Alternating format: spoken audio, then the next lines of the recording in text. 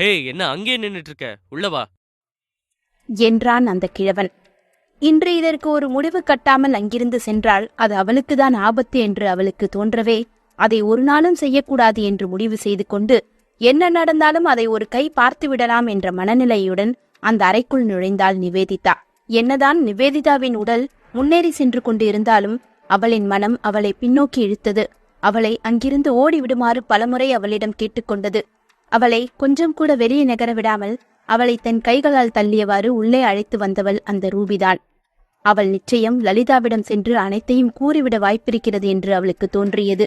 Mister சாணக்கியன், நிவேதிதாவை நல்ல முறையில கவனிச்சுக்க சொல்லி லலிதா மேடம் சொல்லியிருக்காங்க என்றாள் அவள் இரட்டை அர்த்தத்தில். இவ்வளவு அழகான பொண்ணு நான் கவனிக்காம போவேனா என்ன? அதெல்லாம் நல்லாவே கவனிப்பேன்னு உங்க மேடம் கிட்ட சொல்லிரு என்றான் அவனும் வழிந்து கொண்டே. அவர்கள் பேசிக்கொண்ட வார்த்தைகள் அனைத்தும் அவள் இதயத்தில் ஊசி வைத்து குத்துவது போல் இருக்க, நிவேதிதா அவள் பற்களை கடித்து தன் உணர்வுகளை கட்டுப்படுத்தி கொண்டாள். இதை கேட்டதும் புன்னகையுடன் ரூபி அந்த அறையை விட்டு வெளியேறினாள். கதவுக்கு வெளியே நின்று கொண்டிருந்த 2 பாதுகாவலர்கள் ரூபியின் கட்டளைப்படி நிவேதிதா அந்த அறையை விட்டு ஓடிவிட முடியாதபடி கவனமாக கதவை மறைத்துக் கொண்டு நின்றார்கள். நிவேதிதாவுக்கு அங்கேயே இருக்க சிறிது கூடம் தைரியம் வரவில்லை. இருப்பினும் அவர்கள் முன் தன் பலவீனத்தை காட்டிக்கொள்ள விரும்பாதவள் தன் மனதைரியத்தை எல்லாம் திரட்டிக்கொண்டு அவனிடம் பேசத் தொடங்கினாள்.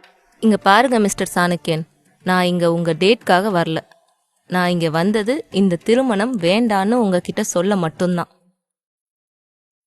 இப்போ எனக்கு முக்கியமான வேலை இருக்கு, அதனால தயவு செஞ்சு இங்க இருந்து என்ன போக விடுங்க என்று தைரியமாக கூறிவிட்டு அங்கிருந்து கிளம்ப திரும்பினாள். ஆனால் அவள் முன்னேறி செல்வதற்குள் கண்ணாடி உடையும் சத்தம் கேட்டது. அதை கேட்டவள் திரும்பி பார்த்தபோது சாணக்கியன் கடும் கோபத்தோடு அவளையே பார்த்து கொண்டிருந்தான். அவன் கோபத்தினால் தன் கையில் இருந்த மதுபாட்டிலை தரையில் வீசி உடைத்திருந்தான். நிவேதிதா பேயை பார்ப்பது போல் அவனை பார்த்தாள். என்ன, உனக்கு இங்க இருந்து போகணுமா? உனக்கு கொஞ்சம் கூட அறிவில்லையா? உனக்கு இப்படியே போக விடதான் நான் உன்னை இங்க வர வச்சிருக்கேன்னு நினைக்கிறியா? உன்னால இங்க இருந்து எங்கேயும் போக முடியாது, அத முதல்ல நீ தெரிஞ்சுக்கோ என்றான் அவளை எச்சரிக்கும் பாணியில். நிவேதிதா திகைத்து போனாள். அதிர்ச்சியுடன் அங்கேயே நின்றிருந்தாள். என்ன நீ அங்கேயே நின்னுட்டு இருக்க? இப்படி நின்னு பாத்துட்டு இருக்கவா இங்க வந்திருக்க? என்றான் எரிச்சலாக.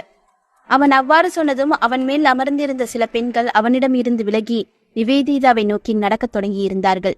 அவளை அடைந்ததும் அவர்கள் அனைவரும் அவளை சூழ்ந்து நின்று கொண்டனர். அத்துடன் அவள் கரங்களை பிடித்து அவளை வேகமாக அவன் புறம் இழுக்கத் தொடங்கியிருந்தார்கள். நிவேதிதா அவளால் முடிந்தவரை அந்த பெண்களை தடுத்து பார்த்தாள். ஆனால் அவர்கள் 4 பேர் இருந்ததால் இவள் ஒருத்தியாக அவர்களை எதிர்த்து போராட முடியாமல் போனது. அவள் உடலில் இருந்த மொத்த சக்தியும் வடிந்து விட்டதாக உணர்ந்தாள். அவள் அவ்வாறு சோர்வடைந்ததை சாதகமாக பயன்படுத்தி கொண்ட பெண்கள் அவளை வெற்றிகரமாக சோஃபாவில் தள்ளிவிட்டிருந்தனர். தடுமாறி சோஃபாவில் விழுந்தாள் நிவேதிதா. அவள் சோஃபாவில் விழுந்ததும் அவளின் கையை இறுக்கமாக பிடித்து கொண்டான் சாணக்கியன். அவன் கரம் அவள் மேல் பட்டதும் அவள் உடல் எரிவது போல் உணர்ந்தாள். உடனடியாக அவனை தள்ளிவிட வேண்டும் என்று எண்ணி அதற்கு முயற்சியும் செய்தாள். என்ன பண்ற? என் கையை விடு என்று கத்தினாள். ஆனால் அவன் அவள் கையை விடுவதாக இல்லை. அவன் பிடி மேலும் இறுகியது. மது போதையில் முழுவதுமாக மிதந்து கொண்டிருந்த சாணக்கியன் அவளிடம் அத்துமீற முயன்றான். ஆனால் நிவேதிதா தன் பலம் முழுவதையும் பிரயோகித்து அவனை கீழே தள்ளிவிட்டாள். ஏய், என்னடி பெரிய உத்தமி வேஷம் போடுற? நீங்க வந்திருக்கிறதே என்ன மயக்கத்தான். அதுக்கான அட்வான்ஸ் தொகையும் கொடுத்தாச்சு. அப்படி இருக்கிறவ ஒழுங்கு மரியாதையா நீயே எனக்கு கீழ்ப்படிந்து நடக்க ஒத்துக்கோ என்றான் கடும் கோபத்துடன். மீண்டும் அவள் அருகில் வந்து அவளின் முகத்தை பிடித்து கொண்டவன், உண்மைய சொல்லணும்னா நீ ரொம்ப அழகுதாண்டி, நல்ல அழகாதான் இருக்க. அதுக்கு இந்த திமிரும் ஏத்த மாதிரி தான் இருக்கு. இப்படி எல்லாம் நீ செய்யறத பார்த்தாதான் உன்னை அடையணும்னு வெறி அதிகமாகுது. ஒருவேளை இது கூட ஒருவித தொழில் ரகசியம் தானோ என்று கேட்டு சுற்றியிருந்த பெண்களை பார்த்து அவன் சிரிக்க அவர்களும் அவனுடன் சேர்ந்து சிரிக்க தொடங்கியிருந்தார்கள். நாங்க இப்படிப்பட்ட ட்ரிக்ஸ் எல்லாம் யூஸ் பண்றது இல்ல, ஆனா இவ ரொம்ப ஹாட்டா தான் இருக்கா, அதனாலதான் இப்படி புது புது ட்ரிக் எல்லாம் வச்சிருக்கா போல என்று கூட்டத்தில் இருந்த ஒருத்தி சொல்லியதை கேட்டு மற்ற அனைவரும் மீண்டும் சிரிக்க நிவேதிதாவுக்கு அழுகை வந்தது. இந்த மாதிரி ஒரு சிக்கலில் வந்து சிக்கிக் கொண்டோமே என்று இருந்தது அவளுக்கு. அதைவிட அதிக வேதனை அளித்த விஷயம் அவளின் தாயே அவளை இப்படி ஒரு நிலையில் தள்ளிவிட்டாளே என்பதுதான். அவன் அவளை நெருங்கி வரவும் அவளின் கைபேசி ஒலிக்கவும் சரியாக இருந்தது. நிவேதிதா தரையில் கிடந்த அவளின் கைபேசியை பார்த்தாள். அதில் சஞ்சீவ் பெயரை பார்த்ததும் அவளுக்கு ஆதித்யாவின் நினைவு வந்தது. அதே சமயம் அவள் மனதில் ஒரு திட்டமும் தோன்றியது. அதை செயல்படுத்தி பார்க்க நினைத்தாள். அவனை தன்னிடம் நெருங்க விடாமல் தடுத்து சத்தமாக கத்தத் தொடங்கினாள். ஏய், இன்னும் ஒரு அடி கூட முன்னாடி எடுத்து வைக்காத. நான் யாருன்னு உனக்கு தெரியாது. நான் யாருன்னு தெரிஞ்சா நீங்க யாரும் என் முன்னாடி நிக்க கூட முடியாது என்றாள் சத்தமாக. ஆஹா, அப்படி என்ன விஷயமா? நீ யாரு? இந்த நாட்டோட பிரதமரா இல்ல எலிசபெத் ராணியா? என்றான் அவன் இழிவாக. நான் யாருன்னு தெரிஞ்சா நீங்க எல்லாம் இப்படி நடந்துக்க மாட்டீங்க. ரொம்ப நேரமா பில்டப் பண்றியே தவிர யாருன்னு சொல்ல மாட்டேங்கிறியம்மா. நான் தான் Varma group of industries owner ஆதித்யாவோட கேர்ள் ஃப்ரெண்ட். அவள் இந்த வார்த்தைகளை சொன்ன உடனே சாணக்கியனின் கைகள் அவள் மேலிருந்து நகர்ந்தது. ஒரு நொடி அவள் சொல்லிய வார்த்தைகள் உண்மை என்று நினைத்தவன் அதிர்ந்து போயிருந்தான். ஆனால் அடுத்த நொடியே அவனையும் மீறி குபீரென்று அவன் சிரிக்க, அவனை சுற்றியிருந்த பெண்களும் சத்தமாக சிரிக்கத் தொடங்கியிருந்தார்கள். நீ ஆதித்யாவோட காதலியா? நல்ல ஜோக் என்று நகைத்தவன் மீண்டும் அவள் கரத்தை பிடித்துக் கொண்டு, இன்னைக்கு உன்னை என்கிட்ட இருந்து காப்பாத்த அந்த ஆதித்யா நினைச்சாலும் முடியாது என்று கூறி அவளை தன் பக்கமாக வேகமாக இழுத்தான். நிவேதிதா அவளை காப்பாற்றிக் கொள்ள ஆதித்யாவின் பெயரை எடுத்தாள். ஆனால் அந்த கிழவனோ அதை நம்பாமல் சிரித்துக்கொண்டு அவளிடம் நெருங்க முயன்று கொண்டிருந்தான். ஆதித்யா வர்மாங்கிற பேர் மட்டும் தெரிஞ்சா போதுமா? அது யாரு என்னன்னு உனக்கு தெரிய வேண்டாமா? இருந்தாலும் நீ இந்த அளவுக்கு ஒரு பொய்ய சொல்லுவேன்னு நான் கற்பனை கூட செய்யல. நீ சொன்னது நீ எலிசபெத் ராணின்னு சொன்னதுக்கு நிகரான பொய் என்று கூறி அவன் மேலும் நகைத்தான். நிவேதிதா கோபத்தில் தன் பற்களை கடித்துக் கொண்டாள். சாணக்கியன் ஆதித்யாவின் பெயரை கேட்டதும் ஒரு கணம் பயந்து போனது என்னவோ உண்மைதான். ஆனால் இப்படி ஒரு சாதாரண பெண்ணுடன் அவனுக்கு எந்த ஒரு தொடர்பும் இருக்காது என்று அவனுக்கு உறுதியாக தெரிந்திருந்ததால் அவள் பொய் சொல்கிறாள் என்று நினைத்துக் கொண்டான். அவன் மீண்டும் அவளை வற்புறுத்த அவள் உடல் நடுங்கியது. இந்த ஒன்றைதான் தன் இறுதி ஆயுதமாக அவள் வைத்திருந்தாள். தன்னிடம் இருந்த கடைசி அஸ்திரமும் அவளின் கைவிட்டு போயிருந்தது. என்ன செய்வது என்று தெரியாமல் அவள் மனமும் உடலும் சோர்ந்து போனது. ஆனால் அப்படி அவள் சோர்ந்து போனால் அவளின் வாழ்க்கை முழுவதுமாக அழிந்து போகும் என்று அவளுக்கு தோன்றவே அவள் சோர்ந்து போகக்கூடாது என்று மனதுக்குள் தீர்மானம் செய்து கொண்டாள். என்ன சிரிக்கிறீங்க? நான் சொல்றது நீங்க நம்பலையா? நான் உங்க உயிரை நீங்க காப்பாத்திக்கணும்னு தான் இத சொல்றேன். இன்னும் உங்களுக்கு நம்பிக்கை வரலனா இப்போ எனக்கு ஒரு கால் வந்துச்சே, அந்த நம்பருக்கு மறுபடியும் கால் பண்ணி பாருங்க. உங்களுக்கே புரியும் நான் யாருன்னு என்று அவள் பயம் இல்லாதவள் போல் பேச அது அவனின் கோபத்தை மேலும் தூண்டிவிட்டது. போதும், நிறுத்து. விட்டா நீதான் அமெரிக்காவோட பிரசிடென்ட்னு கூட சொல்லுவ. இனி உனக்கு பேசுற சந்தர்ப்பத்தை கொடுத்தாதானே என்று கூறியவாறு அவளை நெருங்கினான் அவன். அவள் தன் பலம் முழுவதையும் திரட்டி அவனை தள்ளிவிட்டாள். குடிபோதையில் இருந்த அந்த அரக்கன் கடும் கோபத்தோடு அவளின் கன்னத்தில் அறைந்தான். நிவேதிதாவுக்கு தலை சுற்றியது. சுற்றியும் இருள் சூழ்ந்தது போல் உணர்ந்தாள். அவளின் கடைசி நம்பிக்கையும் தகர்ந்து போனதால் அவள் மிகவும் சோர்ந்து போனாள். எப்போதும் ஒரு இரை போல் மிருகங்கள் நடுவில் சிக்கிக் கொள்கிறாளே, எதனால் அவளுக்கு இப்படி ஒரு நிலை என்று அவளின் விதியை நினைத்து நொந்து கொண்டாள். அவன் அறைந்ததில் அவளின் கன்னங்கள் சிவந்து போயின. அவள் முகத்தை பிடித்துக்கொண்டு அவனை தன்னால் முயன்றவரை தடுத்துக் கொண்டிருந்தாள். அப்போதுதான் நிறைய பேர் படியேறி வேகமாக நடந்து வருவது போன்ற சத்தம் அவள் காதில் விழுந்தது. அதைத் தொடர்ந்து வந்த குரல், அந்த குரல் அவளுக்கு நன்கு பரிச்சயமான குரல். கதவை தர என்றது அந்த குரல் அதிகார தொனியில். அவள் மறக்க நினைத்தாலும் அவளால் மறக்க முடியாத குரல். அந்த காந்த குரலுக்கு சொந்தக்காரன் ஆதித்யா. குரல் கேட்ட அடுத்த நொடியே கதவு வெளியில் இருந்து வேகமாக திறக்கப்பட்டது. கதவு திறந்ததும் கருப்பு உடை அணிந்த பாதுகாவலர்கள் சிலர் அந்த அறைக்குள் நுழைந்து அரை நொடியில் அந்த மொத்த இடத்தையும் ஆக்கிரமித்திருந்தனர். இதை பார்த்த சாணக்கியன் மேலும் கடுப்பாக, நீங்க எல்லாரும் யாருடா என்றான் எரிச்சலாக. அவ்வாறு அவர்களை பார்த்து கொண்டிருந்ததில் நிவேதிதாவை பிடித்திருந்த அவனின் பிடி தளர்ந்தது. நிவேதிதா அதுதான் சந்தர்ப்பம் என்று அவன் கையை உதறிவிட்டு வேகமாக அங்கிருந்து எழுந்தாள். ஆனால் அவளின் கால் இடறியதில் மீண்டும் அந்த சோஃபாவின் மீதே விழுந்து விட்டாள். அப்போது அவள் பிரச்சனையிலிருந்து தப்பிக்கவில்லை, அதைவிட பெரிய பிரச்சனையில் சிக்கியிருக்கிறோம் என்ற நினைவு அவளுக்கு வந்தது. ஆதித்யா என்ன செய்ய போகிறானோ என்று நினைத்து அவள் பயந்து போயிருந்தாள். ஆனால் அதே சமயம் அவளின் உடலில் சுத்தமாக வலு இல்லாமல் போயிருந்தது. அவளால் எழுந்து நிற்க கூட முடியாமல் போனது. பயத்தில் அவளின் நரம்புகள் கூட நடுங்கத் தொடங்கியிருந்தன. அதே சமயம் கம்பீரமாக ஒருவன் அந்த அறைக்குள் நுழைந்தான். தோற்றத்திலும் உடையிலும் அவன் அனைவரையும் மிகவும் பிரமிக்க வைத்தான். அவனின் முகம் அமைதியாக இருந்த போதும் கண்கள் எரிமலை போல் சிவந்திருந்ததை பார்ப்பவர் உள்ளம் நடுங்கியது. அவன் உள்ளே வந்த நேரத்தில் அவனது கண்கள் முன்பை விட அதிகமாக சிவந்து போயின. அவன் கடும் கோபத்தில் இருக்கிறான் என்பது அவனின் பார்வையே தெளிவாக உணர்த்தியது. அறைக்குள் நுழைந்தவன் கண்கள் நேராக சோபாவில் படுத்திருந்த நிவேதிதாவை மட்டுமே பார்த்து கொண்டிருந்தன. உனக்கு எவ்வளவு தைரியம் இங்க வர? நான் இருக்கும்போது வேற ஒருத்தனை நினைக்க கூட உனக்கு அனுமதி இல்ல. அப்படி இருக்க நீ இன்னொருத்தனை தேடி இங்க வர, உனக்கு எவ்வளவு நெஞ்செடுத்து இருக்கணும்? என்ன ட்ரெஸ் இது? விதிமுறைகள் எல்லாம் மறந்து போயிருச்சா? என்றான் பற்களை கடித்தவாறு. அவனின் கணீர் குரல் கேட்பவர்களை நடுநடுங்கி போக செய்தது. அவன் யார், என்ன பேசிக் கொண்டிருக்கிறான் என்பது நிவேதிதாவை தவிர வேறு யாருக்கும் தெரியாமல் அனைவரும் குழப்பத்துடன் அங்கு நின்றிருந்தனர். நிவேதிதா நிமிர்ந்து ஆதித்யாவை பார்த்தாள். அவளின் இதயம் துடிப்பதை நிறுத்தி ஒரு கணம் அப்படியே நின்றுவிட்டது போல் இருந்தது. கோபத்துடன் அங்கு நின்றிருந்த அவனை பார்த்து அவள் இதயத்தில் திகில் நிறைந்தது. அவனுடைய விதி இன்று அளவுக்கு அதிகமாக விளையாடுகிறது என்று தோன்றியது அவளுக்கு. யார் நீ? என்ன செய்ய இங்க வந்திருக்க? இதோ பாரு, இந்த பொண்ணு என்னோட டேட்டிங்க்கு வந்தா. நாங்க எல்லாரும் ஜாலியாக இருந்தோம், வேற ஒண்ணும் இல்ல. நீ ஏதேதோ பேசிட்டு இருக்க என்றான் சாணக்கியன். டேட்டிங்? இன்ட்ரெஸ்டிங் என்றான் பற்களை கடித்துக்கொண்டு. ஆதித்யாவின் கோபமான வார்த்தைகளையும் அவனுடைய பார்வையும் வைத்தே அவன் எந்த அளவுக்கு கோபமாக இருக்கிறான் என்று அவளுக்கு புரிந்திருந்தது. இன்று அவன் இருக்கும் கோபத்தில் நிச்சயம் தன்னை கொலை செய்து விடுவான் என்று தோன்றியது அவளுக்கு.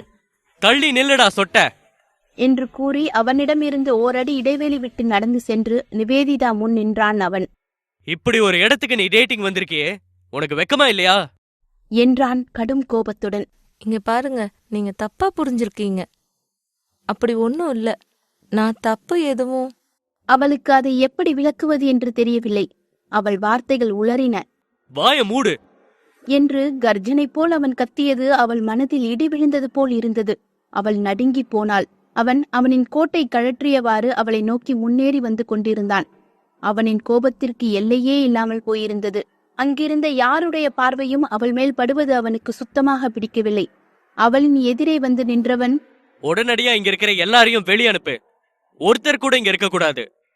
இந்த பொண்ணுங்க எல்லாரையும் பக்கத்து ரூமுக்கு கூட்டிட்டு போய் ஒவ்வொருத்தர்கிட்டையும் தனித்தனியா விசாரணை செய்யுங்க. இங்க உண்மையாவே என்ன நடந்துச்சுன்னு எனக்கு தெரிஞ்சாகணும் என்றான் கடும் கோபத்துடன். அதை கேட்ட அவனின் ஆட்கள் அவன் சொல்லியவாறே அவர்களை பக்கத்து அறைக்கு அழைத்து சென்றிருந்தார்கள். அவன் அவர்கள் அனைவரும் சென்ற பிறகு அங்கு நடுங்கியவாறு அமர்ந்திருந்த நிவேதிதாவை கடும் கோபத்துடன் பார்த்தான். அறையிலிருந்து செல்லும் முன் சஞ்சீவ் அங்கு நடுங்கியவாறு அமர்ந்திருந்த நிவேதிதாவை பார்த்தார். அவருக்கு மிகவும் பரிதாபமாக இருந்தது. நேரம் 6 கடந்தும் நிவேதிதா அவள் வீட்டை விட்டு வெளியே வரவில்லை என்ற செய்தி சஞ்சீவை அடைந்தது. அவர் அவளை கைபேசியில் தொடர்பு கொள்ள முயற்சி செய்தார். ஆனால் அவள் பதிலளிக்கவில்லை. அதனால் அவளில் உடலில் பொருத்தப்பட்டிருந்த GPS உதவியுடன் அவள் இருந்த இடத்தை கண்டுபிடித்தார் அவர். அந்த விலாசம் அவரை அதிரச் செய்தது. அந்த இடம் நகரத்தில் பெண்களுடன் சேர்ந்து களிப்புடன் கழிப்பதற்காக மட்டுமே உருவாக்கப்பட்ட ஒரு இடம். இதுபோன்ற இடத்திற்கு எந்த குடும்ப பெண்களும் செல்ல மாட்டார்கள் என்று அவருக்கு தெரிந்திருந்ததால் நிவேதிதா எதற்காக அங்கு சென்றாள் என்று அவர் குழம்பி போயிருந்தார். இப்பொழுது ஆதித்யா இருக்கும் மனநிலையில் அவள் ஏதாவது ஏடாகுடமாக பேசிவிட்டால் அவனின் நிலை மோசமாகிவிடுமே என்றும் தோன்றி அவர் மனதை கலங்க செய்தது.